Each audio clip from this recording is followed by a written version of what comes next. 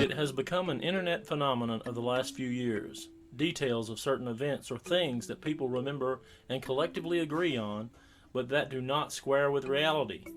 A famous example of this is the so-called Nelson Mandela Effect, which gives the phenomenon its name. This arises from the fact that many people recount that they remember Mandela dying during his imprisonment sometime in the mid-1980s.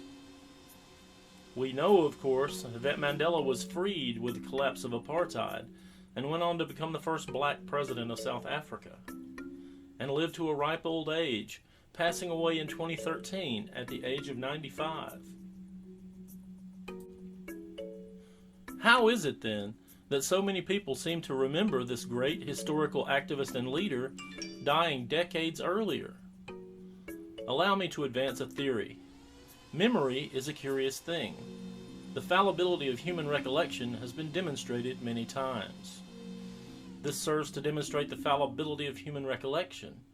But why, you may ask, would everyone recall such a detail about the leader of a foreign government? Consider the following. In psychology, there's a well-researched tendency of human memory to contain what are known as intrusion errors. Intrusion errors occur when information that is related to the theme of a certain memory, but was not actually a part of the original event, becomes associated with that memory over time. Thus, it is quite possible that people are conflating the events of Mandela's death with other similar recollections. The main clue to this lies in the date given. Let's zero in on two things. People invariably state they remember these two things: Mandela dying in prison and in the mid-80s. In 1987, Cry Freedom, a film about the life of Stephen Biko, another famous South African anti-apartheid activist, was released in the USA in November of 1987. This film tells the story of Biko's life. Biko was indeed arrested by the oppressive South African regime, thrown into prison, where he perished after much mistreatment and torture. Now, a lot of people who were alive in the 80s might protest that they never even saw Cry Freedom, but remember, Mandela's death in prison nonetheless. My response to this is as follows. It was the 1980s. There was no internet yet, but there was MTV. And if you were young in the 1980s, you watched MTV, period. And you watched lots of it. And just what was on MTV in late 1987 through 1988? A music video by Peter Gabriel, a rousing, emotional paean to the life and death of Stephen Biko. The video received considerable airtime. Gabriel had originally recorded the song in 1980, just 3 years after Biko's death in prison, but the 1987 film gave the song new life, and Gabriel was recorded performing the song live to a stadium crowd, and the video was cut through with scenes and dialogue from the film.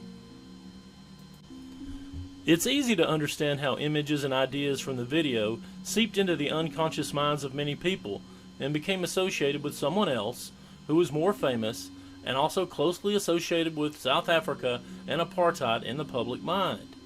It's also possible that people who had in fact seen the film later falsely remembered after many years that it may have depicted the life of Mandela rather than that of Biko. In one version of the video, Denzel Washington, who stars as Biko, is heard in voiceover saying, "You can jail me, or beat me, or even kill me," etc. It's certainly possible that a video shown hundreds of times over many weeks left its residue in many young memories, details that might be imperfectly recalled all these many years later.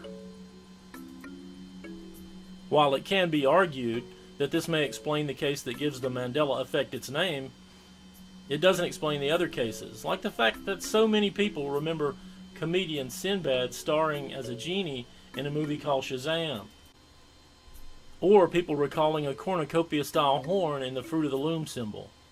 But I say it does. The human mind likes to fill in blanks, and our memories are fallible at best to start with. Agree or disagree, I think the fact that Cry Freedom and the Biko song even exist are strong evidence for why so many people of a certain age group share this false memory. So, we might just have to start calling this phenomenon the Sinbad Effect. Thanks for watching, and if you like this video, please hit like and subscribe, and consider supporting this channel on Patreon with a subscription or one-time gift.